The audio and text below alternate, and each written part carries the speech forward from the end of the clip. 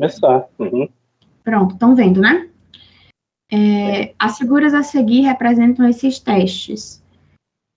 O teste 1, né? E o 2. O 2 eu acho que todo mundo acertaria, né? Dá para vocês enxergarem direitinho? Você consegue dar mais um? Deixa eu... Apesar que tem imagem, né? Ah, tá. Pronto. Ó. Um tá deitado e outro tá de pé, né?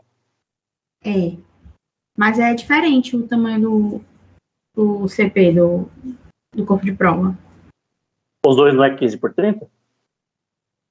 Vou até conferir, mas eu acho...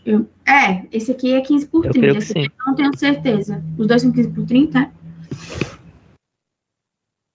Pois é. Esse daqui... Pelo que eu lembro, é que a gente estudou, normalmente 15x30, tanto em pé quanto deitado, né? Deixa eu olhar aqui. Tá falando. Isso é o padrão. 15x30 também,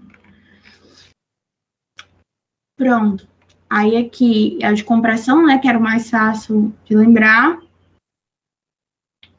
E esse aqui eu fiquei na dúvida se o rompimento ia ser por cisalhamento ou por tração, mas é por tração mesmo. Esse primeiro, né? Aí fica o item A. Então, um é gabarito letra A. Isso. Aí é a ruptura por tração indireta, né, que é por fendiamento, que ocorre isso aqui, ó. Essa compressão aqui, e ela faz a tração. Até achei uma imagem que acho que mostra bem. Acho que não consigo. Mas vocês estão vendo aqui, né, ó. Aqui a compressão e aqui a tração para o rompimento do CP. E o outro é da resistência à compressão, né.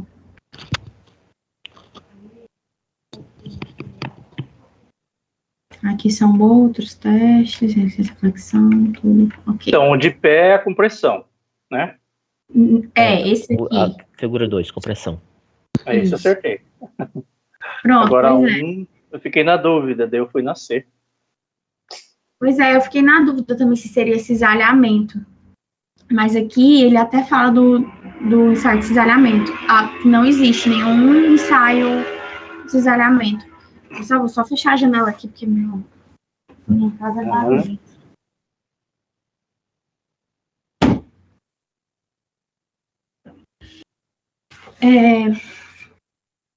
Pois é, o ensaio de cisalhamento não tem. E o da resistência à flexão, que é aquele que fica uma vigazinha, né?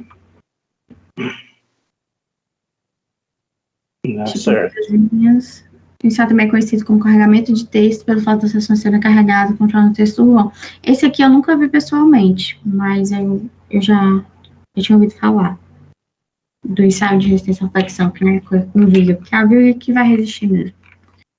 É isso, e tem A, de tração e o outro de compressão. Pronto.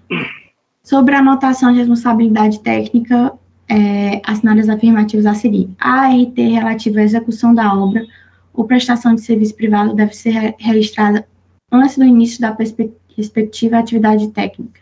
E aí, o que vocês acham? Eu acho. Antes de... tá certo, né? Certo. Antes. Eu vou para a terceira, depois eu vou para a segunda. A segunda aqui me deixou confusa.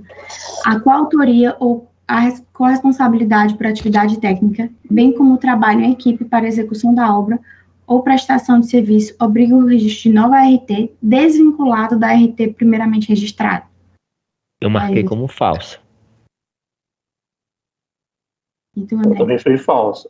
Porque eu marco, porque quando é coautoria, né, a gente sempre faz referência à primeira RT. Isso. A não ser que eu seja a primeira RT a emitir, aí não é o caso, né? O erro deve ser o desvinculado, não é? Exatamente, desvinculado. Por isso que eu marquei errado. Vinculado, né? Pronto. Tanto é que quando você faz uma RT, você vai substituir uma RT, né? Você faz referência a outra. Ela já vincula com a outra. Pois é, eu nunca emiti uma RT na vida. ainda, mas tá certo, ela não fica desvinculada, não. Compete ao profissional cadastrar a RT da obra ou do serviço no sistema eletrônico e a pessoa jurídica contratada efetuar o recolhimento do valor relativo ao registro no CREA, em cuja circunscrição for exercida a atividade, quando o responsável técnico desenvolver atividades técnicas em nome da pessoa jurídica com a qual mantém vínculo. E aí? Eu marquei como verdadeira. Eu, sei lá, achei falso. Eu marquei assim, porque ela é confusa, porque ela é grande e ele inverte a ordem das frases. Mas o que quer dizer? Ele diz o seguinte: quando tu é responsável técnico por uma empresa, tu emite RT, a empresa ela é responsável pelo recolhimento, ou seja, pelo pagamento. Isso, exatamente. Aí, alternativa C, que eu marquei, 1 e 2. Isso, certo. O gabarito, letra C? Exatamente. Essa daqui, eu quando fui fazer também, porque eu fui fazer primeiro, né? Eu também errei. Eu marquei como errada, mas aí depois eu fui ler direitinho, é porque ela fez para pegar você na hora da prova, tá nervoso. 120 questões num dia. É cansativo. Essa prova aqui é pesada, viu? Era 60. Você fez essa prova? Fiz não. Eu fiz um curso dela, mas eu não fiz não. Olha aqui, ó. Ela é 60 questões de conhecimento específico só de engenharia e mais 60 de conhecimento geral. Pesadíssima para auditor. Mas eu acho que ela é em 2 horários diferentes, não é? Ela é de manhã e de tarde. Ah, tá. É de manhã de engenharia e acho que tarde de conhecimentos gerais. Essa aqui é a tarde. Essa é a tarde, é? Teve tanto de manhã como a tarde. Eu fui fazer a prova, eu disse, não é tão difícil, mas ela é cansativa também, né? Então, acho que na hora lá da prova, você começa um textinho desse te pega fácil. Enfim. Aí, o anteprojeto é a peça técnica que deve apresentar todos os subsídios necessários para a elaboração do projeto básico. Assinale a opção que apresenta um elemento que deve nele estar contido. E aí? Eu marquei, deixa eu ver aqui, alternativa B. Tu, André? 3 foi na C. Erramos. Pronto. Erramos? Erramos. Eu errei também quando fiz. O anteprojeto, ele tem que contém a visão estética do projeto arquitetônico, que é um materialzinho que eu tenho, que é do CNE. O anteprojeto tem que ter a peça técnica, estabelecer as diretrizes para o projeto básico, conter a visão global dos investimentos, conter a estética do projeto arquitetônico, contém a concepção da obra de engenharia e contém os memoriais descritivos. Aqui tem o projeto básico, né, que tem que ter conjunto de elementos necessários suficientes para caracterizar a obra ou serviço, assegurar o adequado tratamento do impacto ambiental, contém a visão global da obra, contém informações que possibilitem o estudo e a dedução de métodos construtivos, contém subsídios para a montagem do plano de licitação e gestão da obra, estabelece diretrizes para o projeto executivo. E aí, o projeto executivo é elementos necessários suficientes para a execução completa da obra. Esse aqui... Alternativa A. Isso. É a Lei 14.133, que é nova, né? Aí eu não sei se a 866 ela Lei tinha... Lei 14.133, que é a Lei de Licitações nova. Deixa eu ver aqui até o que é que eles colocaram. Tá aqui, 14.136 de 2001. Artigo 6º. Isso. Aí vocês falaram B e C, né? Aí pronto, o orçamento detalhado com custo global tem que ter no projeto básico. A C, o subsídio para a montagem do plano de licitação da obra tem que ser no projeto básico também. As soluções técnicas globais e locais suficientemente detalhadas para a execução da obra é no projeto básico. Né? Para mim, isso aqui era para ser projeto executivo, né? Porque essas soluções técnicas globais e locais suficientemente detalhadas para a execução da obra, para mim, isso aqui era projeto executivo. Né? tem que ser o suficiente para... Não faz muito sentido para mim que seja projeto básico. Mas é o que está na lei, né? E as informações que possibilitem o estudo e a definição de métodos construtivos sem frustrar o caráter competitivo. Esse é projeto básico também, que é para poder fazer a licitação, né? Essa daqui. Isso aqui eu também, quando fiz, errei, porque eu não estudei a 866. Vocês já estudaram? Não. Não, bem pouco. Pois é, essa lei aqui é a 8666, que é a lei de licitações, a lei do pregão, e tem outra que eu esqueci, a RDC, eu acho. Que é de... Todas elas foram substituídas pela 14133. E aí a 14133 vai entrar em vigor agora em abril. Então, todos os novos contratos, todos são regidos por ela. 1º de abril. Eu acho que não cai, essas outras, a do pregão, RDC e tal, não vai mais cair em concurso. Talvez ainda caia da 866, pelo que eu tô vendo, assim que eu tô estudando bastante esse assunto agora, talvez ainda caia ela em comparação com a 14133, sabe? E nessa prova tem uma questão que ela faz isso.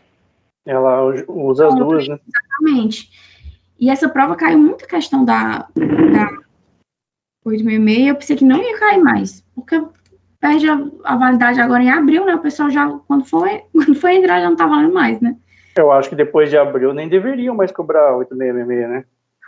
Pois é, eu acho que eles podem cobrar como comparação. Por quê? Porque, querendo ou não, os contratos regidos por ela ainda continuam em vigor, né? Contratos que, por exemplo, até abril, agora eles poderiam optar por ser pela 8666 ou pela 14133. Enfim, os contratos podem ser alterados por acordo das partes quando necessária a modificação do valor contratual em decorrência do acréscimo quantitativo do seu objeto. E aí, o que vocês acham? Ou nem faz ideia? Qualquer. Eu chutaria como verdadeiro. Eu fui no verdadeiro. Podia dar um zoom? Tu quer um zoom? Mais um pouquinho só. É porque eu fui fazer para a foto, né? Pronto. Aqui tá bom. Pronto. É o máximo que consegue ficar. Dá para ler? Sim. Tá. Pronto. Essa, quando fui fazer também, botei como verdadeira. É falsa. Porque essa é uma decisão unilateral. Os contratos não precisam ser alterados por acordos das partes. A União pode fazer unilateralmente. Não precisa ser por acordo. Se precisar modificar o valor do contrato em decorrência do acréscimo do quantitativo do seu objetivo. Pode ser unilateral pela União. Os contratos podem ser alterados pela administração pública unilateralmente quando houver modificação do projeto ou das especificações para melhor adequação técnica dos seus objetivos. Eu tinha marcado falso. Falso também. É verdadeiro. Gente, essa lei é babado. A União pode fazer tudo e mais um pouco. Os contratos podem ser alterados pela administração pública unilateralmente quando é necessária a modificação do regime de execução de obra e serviço, bem como o fornecimento em face à verificação técnica da inadiplicabilidade dos termos contratuais originais. Eu tinha marcado como verdadeiro. Eu também. Eu acho que esse é verdadeiro também. Agora eu tô na dúvida. Esse aqui ficou... Mas se ficou falso, verdadeiro, então só sobra a letra E. Ela tem que ser falsa. Não, a letra E. Pronto, ela é falsa. Ela é falsa. Deixa eu tentar lembrar o porquê.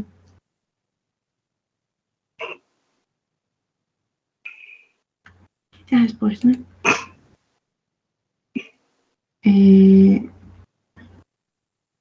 Os contratos regidos por essa lei poderão ser alterados com as devidas justificativas nos seguintes casos: por acordo entre as partes, quando necessária modificação por regime de execução de obra ou serviço, bem como do modo de fornecimento em face da verificação técnica ou inadimplência dos termos contratuais ordinários. Pronto. Essa mudança aqui tem que ser feita por acordo entre as partes. Por causa de regime de execução de obra ou serviço, bem como fornecimento em face de verificação técnica de inaplicabilidade dos termos contratuais originários. Esse daqui é para ser feito com acordo entre as partes. Certo? O item é gabarito IDE. Na realização de obras para a administração pública, há dois possíveis regimes de execução. Regime de empreitada por preço global e por preço unitário. Assinale a opção que apresenta uma vantagem da aplicação do regime de empreitada por preço unitário. E aí? Eu marquei C. C também. Taram. C. Aí, até que enfim alguma coisa. Ó, esses dois aqui que eu tava falando. A RDC. E aí eu esqueci o que é. Regime diferenciado de contrato, eu acho. E a 6866. Nunca ouviu falar disso daí, fiquei sabendo só agora.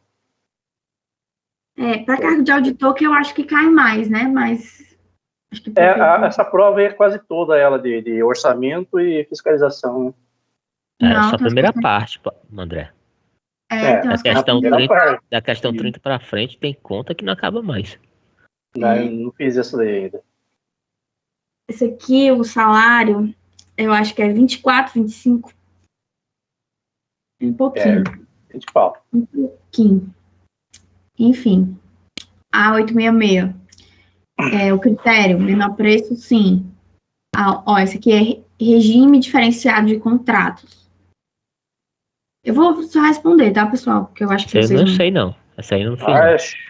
Chutaço. Nem sei o que é essa RDC, nem sei qual é o diferencial dela, né? Não, regime diferente de contratos, que é, por exemplo, todos esses contratos eram regidos pela 8666, e agora todos são regidos pela 14133, que é a nova lei de licitações. Todos esses e o do pregão, né? E aí você adequava a sua obra dependendo do contrato. Essa daqui era a mais clássica, vamos dizer assim, que era a mais utilizada, e essa daqui era para contratos diferenciados, quando tinha obra de arte, essas coisas. Menor preço, sim, as duas levam em conta o menor preço. Técnica e preço, sim, as duas levam em conta técnica e preço. Maior desconto. A 8.666, ela não leva em conta de desconto, entendeu? Não leva. E o maior retorno econômico, a 8.000 não leva, e a RDC leva em conta. Alternativa então, B. Sim, isso, exatamente. Alternativa B, chutei bem chutada. Chutou B? Opa, isso daí foi, né? De jeito. É bom, né, quando a gente tá certo. Essa daqui é de licitação também. Espera acertar essa. Esse aqui tem muito em direito administrativo também. Eu fiz ela com os meus conhecimentos de direito administrativo. Modalidade de licitação entre interessados do ramo pertinente ao seu objeto, cadastrados ou não, escolhidos e convidados, né? Convidados, aqui já dá a dica, convite, né? Que é a modalidade de convite. Essa daqui, modalidade de licitação entre os interessados devidamente cadastrados que atenderem a todas as condições exigidas para o cadastramento até o terceiro dia anterior à data de recebimento de propostas, observada a necessária qualificação. E aí, qual vocês acham que é? Concorrência ou tomada de preços? Acho que deve ser concorrência.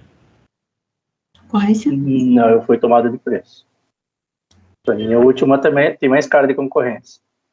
Eu tô confundindo até agora essas duas. Já fiz essa questão 3 vezes, confundi já várias vezes. E a outra é a modalidade de licitação entre quaisquer interessados na fase inicial de habilitação preliminar promovem e possuem os requisitos mínimos de qualificação exigidos para o edital para execução do seu objeto. E aí, tomada de preços ou concorrência? Eu colocaria com tomada de preço. Foi na, eu acho que 3, 1, né? D, e na D. 3, 1, 2, né? Nem tem na alternativa. 1, 2, 3. Foi na 3, 2, 1. A primeira é convite. Tem até aqui, ó, tá dizendo que é convite, né? Essa era mais, né? 3, 2, 1. 3, 2, 1. Que é a tomada de preços, né? Aqui. E aqui é a concorrência. Então, a primeira, o convidado já entregou, né? Que, pelo que eu lembro, pelo que eu já vi na prática, um diretor, ele pede 3 orçamentos, daí ele vai pegar o mais barato. É basicamente isso, né? Esse seria mais ou menos o método, o modo convite, né? Daí eu fui pela concorrência, vi quando fala quaisquer interessados. O convite normalmente é assim, quando ele vai fazer um serviço único. Então, por exemplo, uma ponte diferenciada ou um serviço, sei lá, de reflorestamento. Não pode ser qualquer pessoa que vai fazer isso. Não é algo que já teve alguns contratos do tipo, e aí ele pode simplesmente replicar o que foi feito nos outros contratos ou nos outros projetos, entendeu?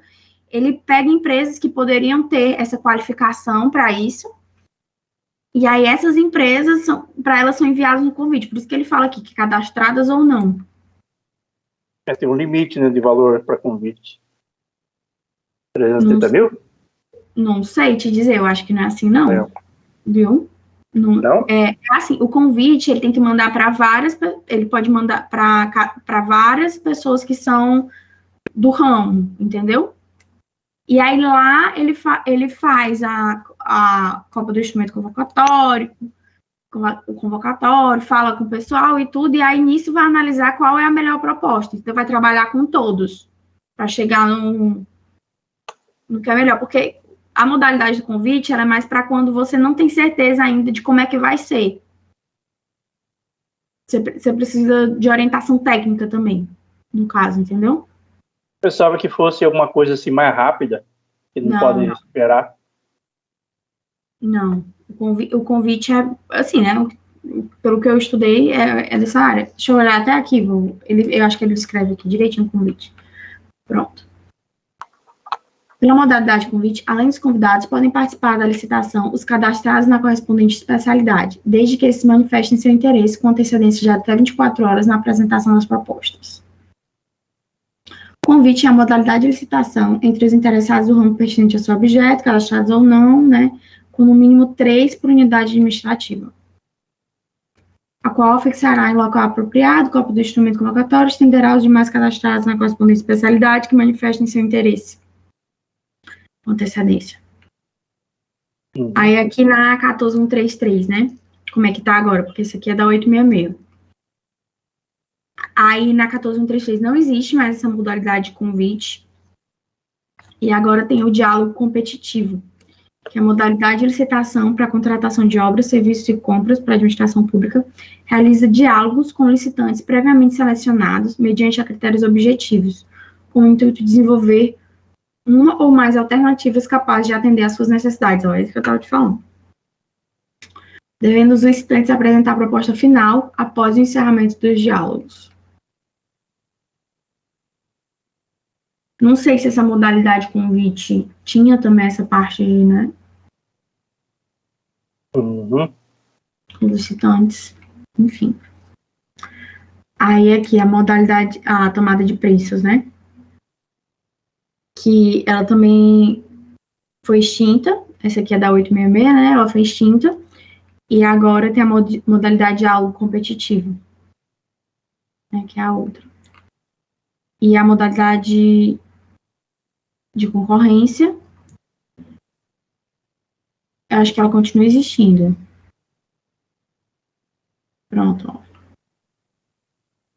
A concorrência, modalidade de licitação para a contratação de bens e serviços especiais e obras e serviços comuns especiais de engenharia, cujo critério de julgamento será menor preço, melhor técnica ou conteúdo artístico, técnica e preço, maior retorno econômico e maior desconto. Esse aqui me confunde muito.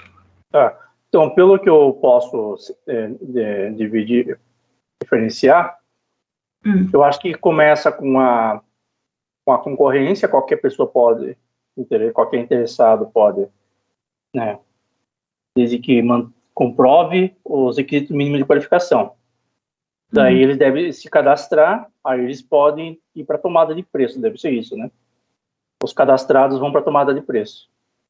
Não é assim. Elas não são, tipo, se você começa com concorrência, você vai com concorrência até o final, entendeu? A tomada de preço. Você começa com tomada de preço e vai com tomada de preço até o final. Cada uma delas é uma modalidade de licitação que você tem que escolher na hora que você decide fazer o projeto. Que a União, né, decide, na hora que ela decide fazer o projeto. Não é assim, tô na concorrência, agora eu vou para a tomada de preço. Não é assim. Então, a diferença entre elas, na tomada de preço tem os cadastrados, e na concorrência é com aqueles interessados com requisitos mínimos, né? Sim. Ó. Eu acho que a concorrência é assim para interessados, qualquer interessado. E a tomada de preço é só para os cadastrados, ou que atenderem todas as condições exigidas para cadastramento até o terceiro dia anterior à data de recebimento das propostas. É uma boa forma de diferenciar essa aqui, é a concorrência para qualquer interessado, e a tomada de preço é só para quem já está cadastrado ou for se cadastrar logo depois. Pronto. Essa daqui também da 14133. Na lei seguir apresenta alguns serviços técnicos assinados de I para inexigibilidade de licitação e é para caso seja necessário realizar a licitação. E aí, o que vocês acham? Serviço de publicidade e divulgação. Precisa ou não precisa de licitação? E precisa daí, né? Exige. Contratação de profissional do setor artístico. Não exige. Contratação de estudo técnico junto à empresa, notória especialização. Eu acho que é a única que eu fui no I. Pera aí, deixa eu ver. Não é D. Inverte tudo. Essa foi uma outra que eu não fiz. Eu fui na D. I. Aquisição de medicamento genérico para ciência farmacêutica no SUS. Exige ou não exige? Não. Eu acho que exige. Pronto. Essa daqui ficou... Serviço de publicidade de divulgação exige. Contratação de profissional do setor artístico não exige.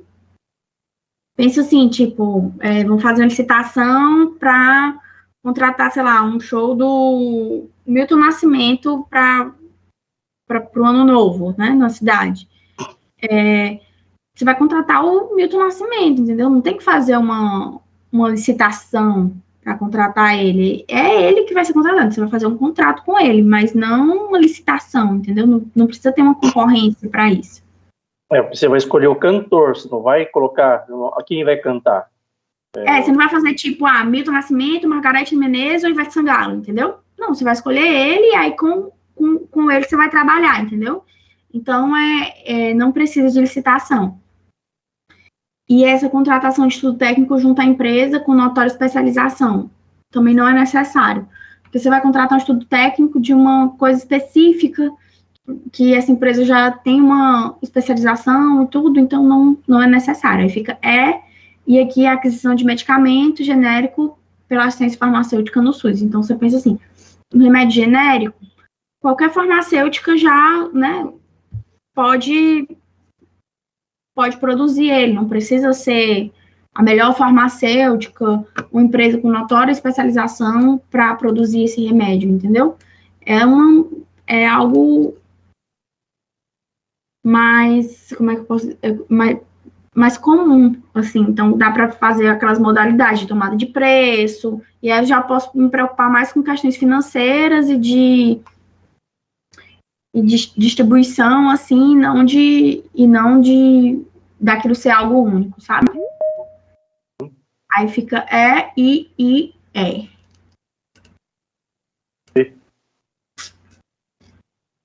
Aqui até na resposta que está falando.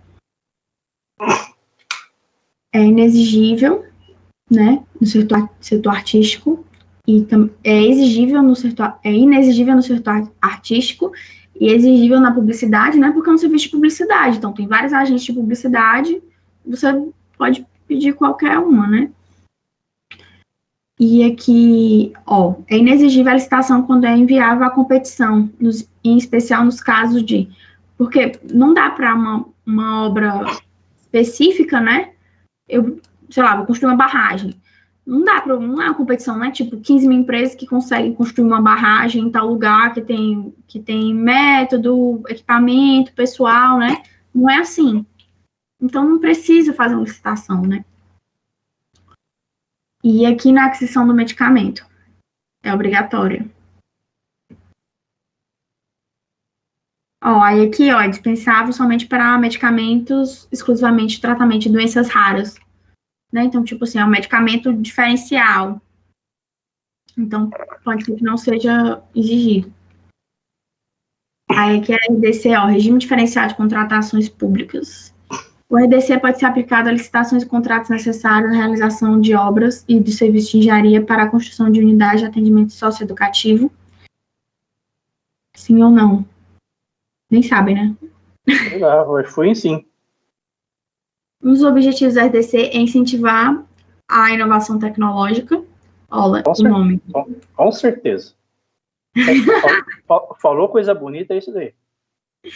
Não é necessário constar a opção da RDC no instrumento convocatório, pois sua aplicação é direta nos casos indicados na Lei 12.111. Por eliminação. Essa aqui eu nem lembro se está certa ou errada. Essa aqui eu não lembro a resposta. É a D, tá certa. Acertou de novo. Ô, chute bom, viu? Não, isso daí é pelas alternativas mesmo. Ficou mais... A alternativa foi? Ficou... A 3 parece que tá muito errada. Entendi. Eu nunca vi. A 3, né? É necessário constar a opção do RDC no instrumento convocatório. Correto. Na verdade, a opção do RDC deve constar de forma expressa no instrumento convocatório e restaurar o afastamento de normas contidas. Eu acho que é como a 8.666 é a norma, né? A RDC deve ser... Você tem que falar que vai usar ela, né? E aí o RDC será extinto em 2 anos, vai ser extinto agora, né? E, aqui é aquilo que eu tinha falado para vocês, que a 14.136 estão extinguindo todas essas outras leis. E aqui é para incentivar inovação tecnológica mesmo. E aqui pode ser utilizado para unidade de atendimento socioeducativo, né? Que são pontos especiais para crianças, né? Pode ser utilizado. Acertou, André. Essa daqui. Isso aqui já é mais nossa praia. É uma laje, né? Foi na D. É uma laje. Está olhando de cima. Tá de baixo. Tá olhando de baixo, desculpa. E é isso. Aí, o que é que eu pensei, né? É uma laje. Se ela tá com os momentos fletores positivos, né? A armação positiva não tá aguentando o suficiente, ela vai fletir, né? Quase como uma viga. Então, ela vai ficar com aquele... Eu acho que eu tenho por aqui, deixa eu achar. Então, é aí, né? Isso, exatamente. É dos momentos fletores positivos. Mas eu, em algum lugar aqui... Ai, não tô achando. Deixa eu ver se você tá respondendo. Tá, eu acho que deve ter alguma imagem aqui. Pronto, de como fica a laje dependendo dos momentos. No momento positivo, né, ela fica com... mais no meio do vão, fica o momento... liga o canto com o centro. O momento envolvente é só no canto. Ela fica como se ela fosse uma folha de papel com a bila no meio, né? Aí ela fica assim... parece um telhado de vista de cima. Fica fletida, né? Aí momentos envolventes e os momentos negativos, ela fica com essas linhas em volta das vigas, né? Das paredes. Perímetro da laje, né? Isso, exatamente. Pronto. Até aqui, ó, a armação positiva da laje se assemelha à armação das vigas, enquanto a armação negativa de uma laje é feita nas interfaces conexões com outras lajes. Por isso, as fissuras ficam na extremidade, já que é onde há essas conexões com outras lajes.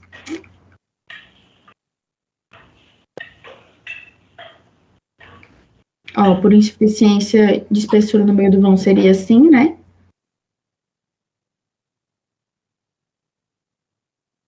Por insuficiência de espessura, ela seria assim. E por insuficiência de... Essa aqui é colocar.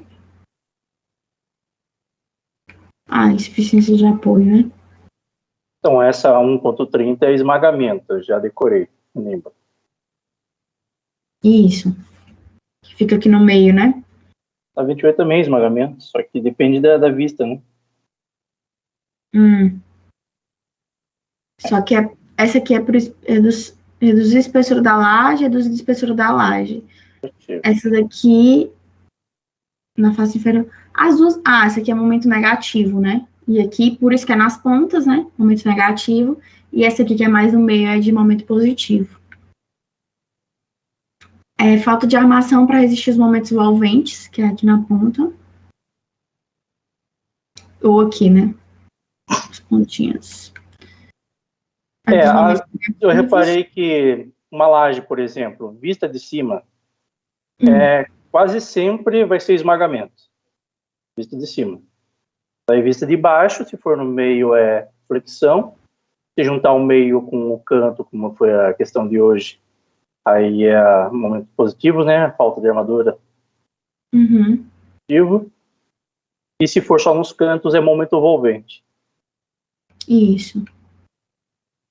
Quando ela está atingindo mais no meio, é momento positivo.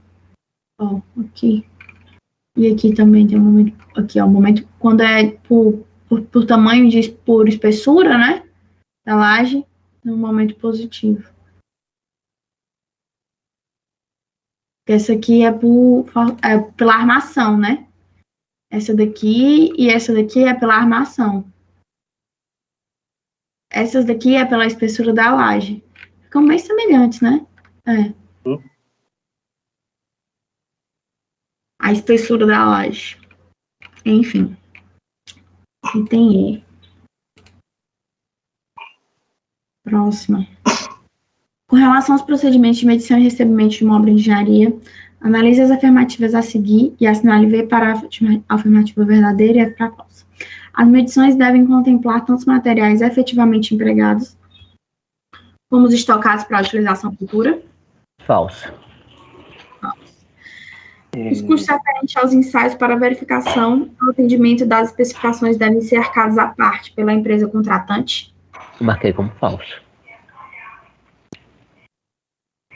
Essa eu não lembro se é verdadeiro ou falso, mas eu acho que ela é falsa também. Porque esse valor é para estar incluso, né, em contrato. Ela tem que botar a parte e tal, não faz muito sentido. Ela tem que botar aquilo no preço dela, né? O trabalho, assim. Tá, qualquer obra tem que ser feito isso, né? Então, sendo a obra listada ou não, se fosse para pessoa física, também teria que estar incluso. Na vistoria de recebimento, faz a constatação técnica de determinado fato, enquanto a auditoria consiste no atestamento técnico de conformidade ou desconformidade de um fato. Marquei verdadeiro. Verdadeiro também. Ficou FFV, né? Isso. Acertamos. Tá bom. Eu confundo ainda vistoria com auditoria. Às vezes. Então, FFV. Só a última que é verdadeira, né? A vistoria faz a constatação técnica. De determinado fato. E a auditoria... Conformidade. Atestamento técnico. A auditoria é a conformidade ou desconformidade do fato. E a vistoria é se o fato foi feito ou não foi feito. Eu acho que é assim. A vistoria para ver se foi feito. E a auditoria é para ver se está conforme. Certo, ou foi feito errado, né? Parece meio parecido, né? Pois é, confunde muito. Dá uma dúvida, assim, na hora. No acompanhamento de uma obra, há a distinção entre a figura do gestor de contrato e a do fiscal do contrato. Entre as atividades a seguir, assinar é aquela que está atribuída ao fiscal do contrato. E aí? Marquei D. E Formalizar serviços 11, prestados. E É o 11, certo é aqui é 11, né? a 12. É a 12. Ah, tá. 12 foi na A que a D. gente fez agora foi Acreditado. formalizar a atestação dos serviços prestados. Eu também fui nessa. Tem Então, outras certo. palavras, fiscalizar os serviços prestados. Perfeito. Isso. Não realiza pagamento, não meio conduz a sinônimo, rescisão contratual. O que foi? É meio sinônimo, né? Formalizar a atestação é fiscalizar. Uhum. Fiscalizar os serviços prestados. Conduzir a rescisão do contrato quando houver descumprimento em causas contratuais, auditor. Tomar medidas para prorrogação do contrato quando cabível, auditor. Renegociar os preços contratados, auditor. O fiscal, ele só vê, né, que é aquele né, que tinha até nessa questão também. O fiscal faz a vistoria, né? De se foi feito ou não. O auditor é o atestamento técnico da conformidade ou desconformidade, né? O fiscal, ele diz se você fez ou não fez. Então, é isso. Com relação à compatibilização de projetos em obras de engenharia, assinar as afirmativas a seguir. Um dos seus objetos principais é avaliar e resolver os problemas após a realização das obras. Um dos seus objetos principais. Falso. Apesar de ajudar na resolução dos conflitos, tem como desvantagem o aumento no custo da obra. Falso. Sua efetivação requer a interação entre profissionais de diferentes especialidades. Eu marquei como verdadeiro. É, B.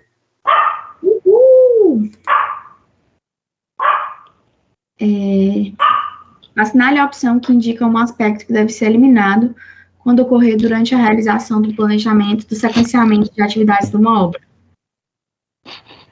Marquei letra E. Tu fez, André? Eu não sei o que é. Eu ia na E por eliminação, mas não sei o que é, fui na C. Pois é, eu fui atrás de um TCC de um cara que tinha essa parte de... E aí eu achei o livro, né, que tinha essa parte de circularidade, que eu nunca tinha ouvido falar. Por isso que eu achei estranho. Quando se trabalha com redes de muitas atividades, às vezes o planejador se perde e termina criando um por descuido que se chama de circularidade ou circuito. É o caso da atividade A ser predecessora da atividade B, que é predecessora da C, que por sua vez é fácil perceber essa circularidade, também chamada de... É aquela história, né, que nasceu primeiro, a galinha e o ovo. Isso. É fácil perceber aqui, né? Assim, mas acho que no programa de computador, não sei se já usaram MS Project e tal, às vezes ele faz isso aí, você tem que dar um jeitinho. Tem até aqui, não. É circularidade. Porque não são as outras. Atividades não possuem atividade antecessora. A primeira atividade, né, num ciclo de planejamento, não tem antecessora. B, não possui atividade predecessora. A última atividade não vai ter nenhuma atividade depois, né? A ausência de folga para a realização de determinada atividade. Não tem nenhum problema ter folga entre as atividades, né? Ter ou não ter não é um problema. A existência de caminho crítico. Eu entendi a C errado. Vocês lembram o que é caminho crítico? É o caminho sem folga, né? Isso, exatamente. Então, agora que eu estou vendo que eu entendi a C errado, eu imaginei que era para eliminar a folga. Aí faria mais sentido, né? Quanto mais folga você elimina, melhor. Mas ali, para eliminar a ausência de folga. Se o caminho crítico, ele tiver em um tanto e o outro caminho não for crítico, ele vai ter folgas obrigatoriamente para poder chegarem ao mesmo, né, destino. Não tem problema ter folga, entendeu? Uhum. Não, é que eu entendi, inverti as bolas da C. Mas eu acho que ela ter folga ou ela não ter folga não é um problema. Porque o caminho crítico não tem folga e o outro caminho pode ter folga, entendeu? Uhum. Não é um problema. Aí essa é a circularidade, né? Esse loop. E aí, entre custos... Isso aqui, a última minha. Entre os custos e valores relacionados a seguir, qual deve ser considerado no BDI? Essa eu acho que vocês sabem. Letra A. Lucro. Isso. Pronto. E... Porque aí só fazer uma referência, tá, pessoal? Todos os demais itens aí podem ser linhas de contrato. Mobilização, desmobilização, locação de veículos. Daí a mão de obra vai ser, dependendo do contrato. Manutenção de canteiro pode ter linha exclusiva ou pode estar diluído nas demais. Sim, é verdade. Isso. Aí BDI vai entrar o quê? Tributação, né? As despesas indiretas diversas e o lucro do estimado da benção. Isso depende muito para qual órgão você está tentando, porque, por exemplo, a FGV ela já teve várias questões. Umas questões falam que o lucro está incluído, outros que não está, depende do órgão com que você está trabalhando, tem que tomar cuidado com isso. Eu tenho até um material, posso passar para vocês depois, que diz que como cada órgão enxerga o que pode ter e o que não pode ter dentro do BDI. Eu vou até procurar aqui agora e mando já para vocês. Porque um órgão público não vai ter lucro, né? Só vai fazer o serviço. Mas aí ele faz a contratação, né? Depende do órgão. Se difere do que ele... Difere principalmente o que ele chama de custo direto e o custo indireto. E aí, se dentro do BDI já está o lucro, eles têm uma visão diferente. Eu vou procurar aqui o material e eu mando para vocês. Deixa eu parar de compartilhar.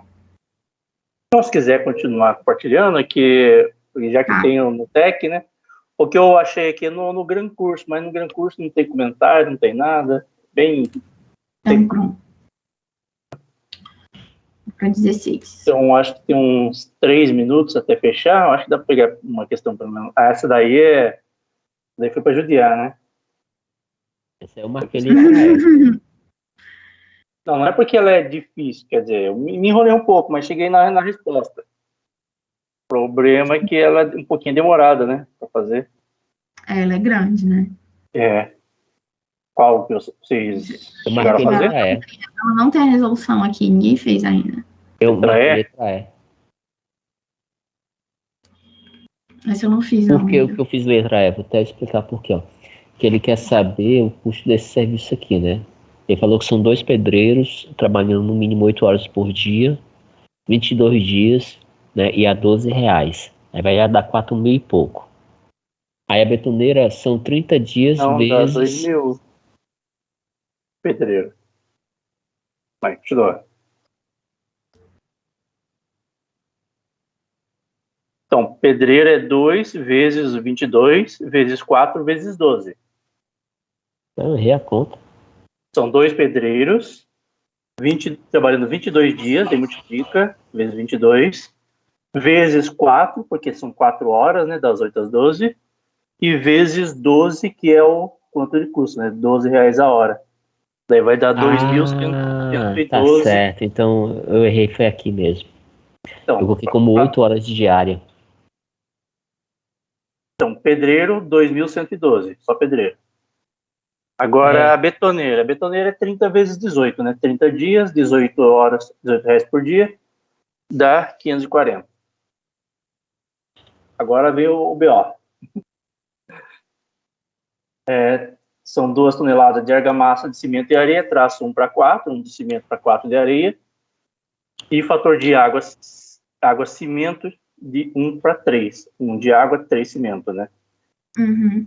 Daí tem a tabelinha indicando coisa específica, unidade e o custo, né? Daí, se chegaram a fazer essa conta, vocês têm uma fórmula para isso? Ou foi na raça, não, como eu fiz? Só que eu não cheguei no valor exato, cheguei no valor próximo. Não fiz essa questão. Não? Eu não fiz, não. Elaboração de... 2 toneladas de argamassa, cimento areia com tração 4, volume 1, com fator de água cimento. 10. Peneira. Deixa eu escrever aqui. Vou passar por cima transmitir aqui, mas já volto, tá? Tá, Para mostrar como eu fiz. deixa eu sair aqui. Precisa, que eu passo por cima. Pronto, parei.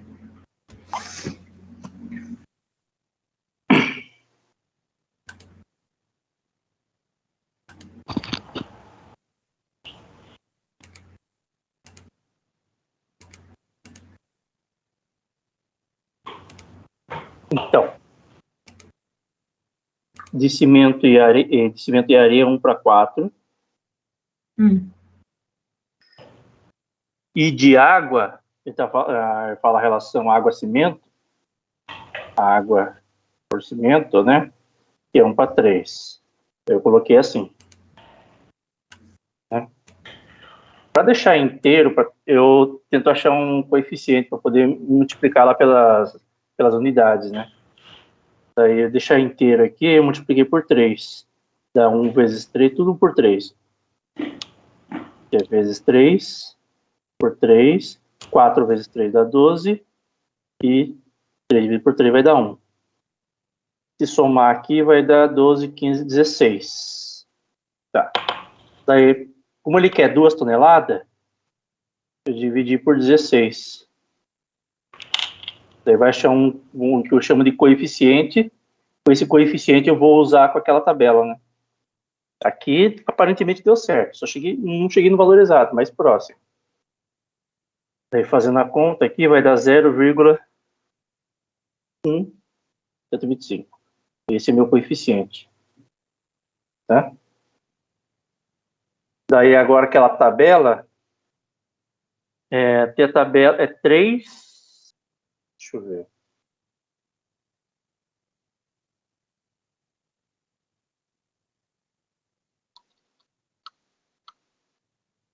A tabela.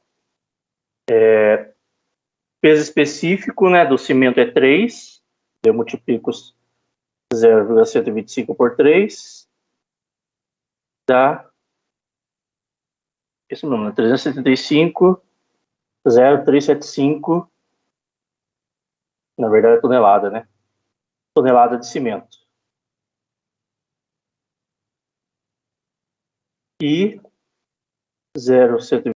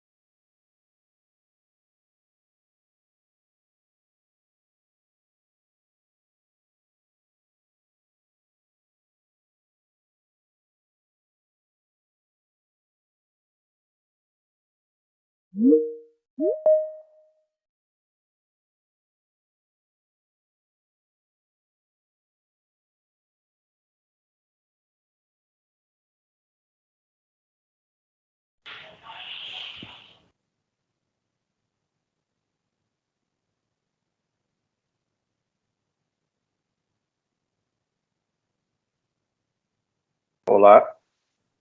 André, voltamos. Eu acho que eu expliquei bonitinho aqui, mas vocês não estavam vendo. Cortou, né? Cortou. Até onde eu vi foi quando você multiplicou o coeficiente lá pela quantidade de cimento. Lá de novo.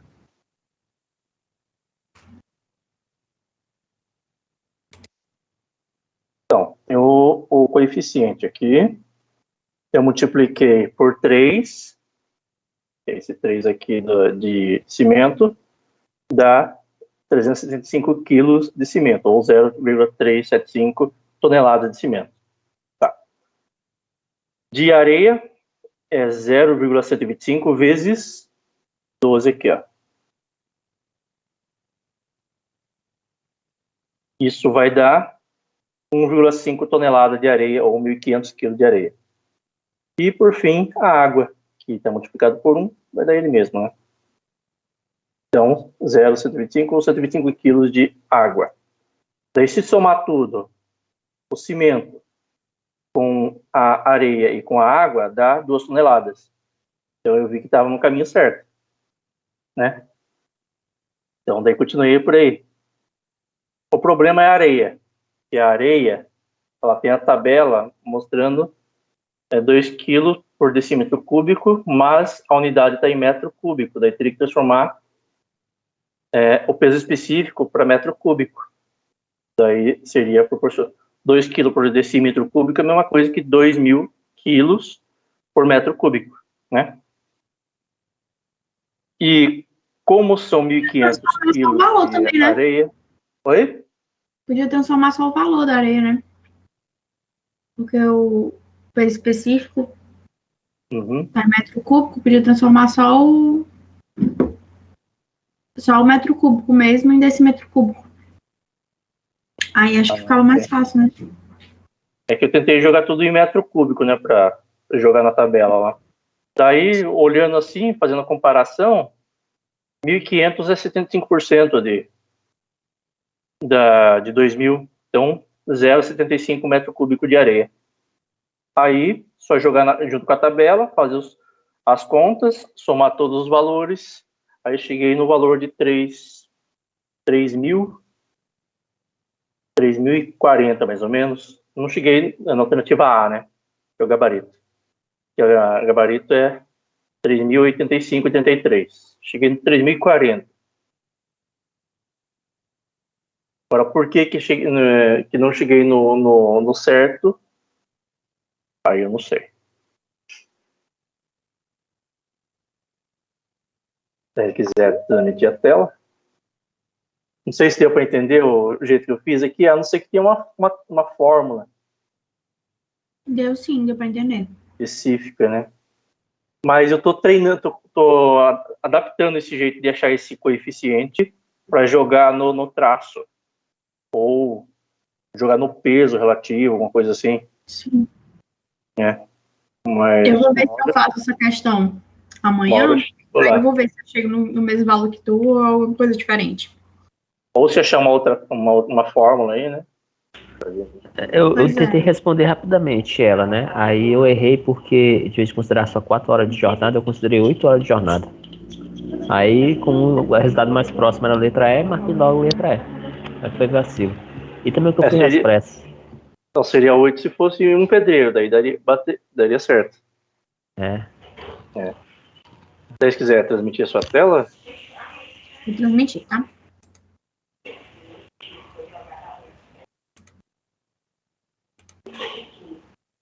Pronto, vocês me avisam quando começarem a ler. Certo. Então aqui é o gabarito letra A, tá? Isso. E acertei. Cheguei perto, mas acertei.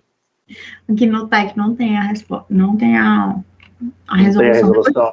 Vou lá, André. Oi? Tu tem o TEC, né? Depois bota lá. Eu não tenho. Tem não. Onde eu achei é no Gran Curso. No que concurso não tem essa prova. No que concurso é? Eu não vi não também. No que. Eu só assinei o TEC mesmo. Então, a 17... Isso. Programa físico-financeiro, permite obter informações, andamento de obras de estado a seguir, exceto uma. Qual que vocês foram? Marquei D. Dado.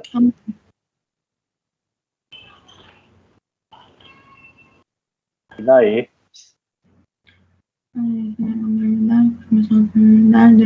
Mas a letra E, André, é justamente o que o cronograma mostra, né? É o desembolso realizado ao longo da... Ele compara a execução física com o desembolso. Então, gabarito letra... Tu confundiu, né, não, André, com um diagrama de Gantt ou alguma outra coisa assim? Sei lá, só sei que eu fiz rapidão. Deve ter ele deve ter pensado assim, cronograma físico financeiro, o que ele faz? Desembolso, só que aí a resposta é negativa, né? Exceto. Deve ter sido isso. Passou batido. Pronto, tá certo. Então, a única que não se aplica é a relação de independência entre as atividades. Em resumo, o que é, né, cara? Mês a mês, com a atividade sendo executada pelo cronograma e quanto de dinheiro representa no orçamento da obra. Então, agora entendi por que eu não fui na D. Porque eu pensei no PERT e CPM, não pensei em... Nossa, egoísta. Você confunde, né? É que eu voltei na cabeça, PERT e CPM. Aí eu, né? Aí tem a dependência, né? Aqui, o fato que o cronograma financeiro não apresenta as relações de dependência de atividade. Primeiramente, é importante ficar claro que este programa equivale a um diagrama de barras, um Gantt, né? Que adicionalmente vem com informações financeiras, sobretudo aquelas relacionadas a desembolso. Este cronograma, por si só, não permite que seja visualizado de forma clara as relações entre as atividades. Embora seja possível supô-las, não é afirmação segura para o planejamento da obra, de forma que existem ferramentas mais apropriadas, como o PERT-CPM, né? Pronto. Foi vacilo mesmo. Aí aqui, tem um exemplo. Deixa eu ver se cabe para ficar maior. Não, fica não. Dá para vocês verem daí? Meio ruim. Exemplo, cronograma físico-financeiro. Eu vou dar um zoom. Não dá para usar o Ctrl? Você está no computador? Mas maior fica isso aqui. Ctrl mais ou Ctrl roletinha? Como é que é? Ctrl mais, né? Ctrl mais. E a bolinha, né? Do mouse também resolve. Aqui,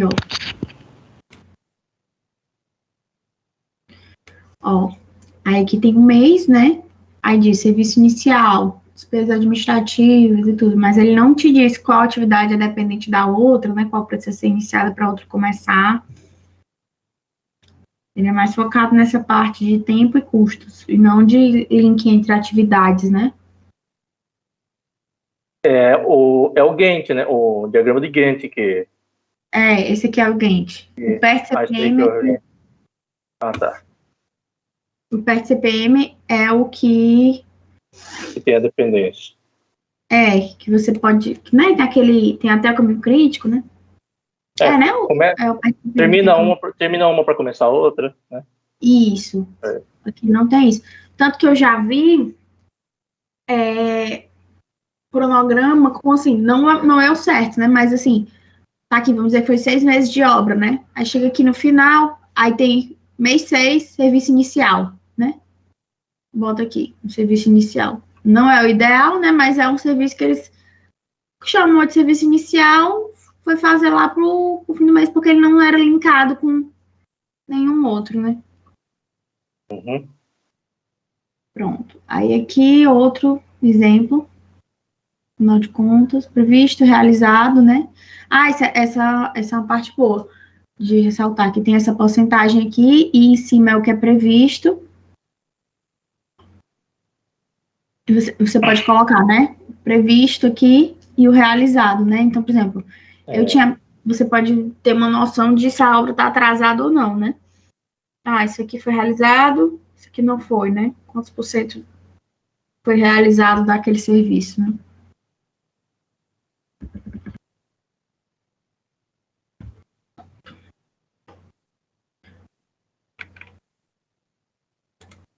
Então, gabarito letra D de dados. Isso. 18 agora. Isso. É o CONAMA 237. V de verdadeiro, F de falsa, né? Que é licenciamento ambiental. Então, a primeira, as despesas realizadas pelo órgão ambiental competente referente às análises para a obtenção da licença ambiental deverão ser ressarcidos pelo empreendedor. Verdadeiro ou falso? Eu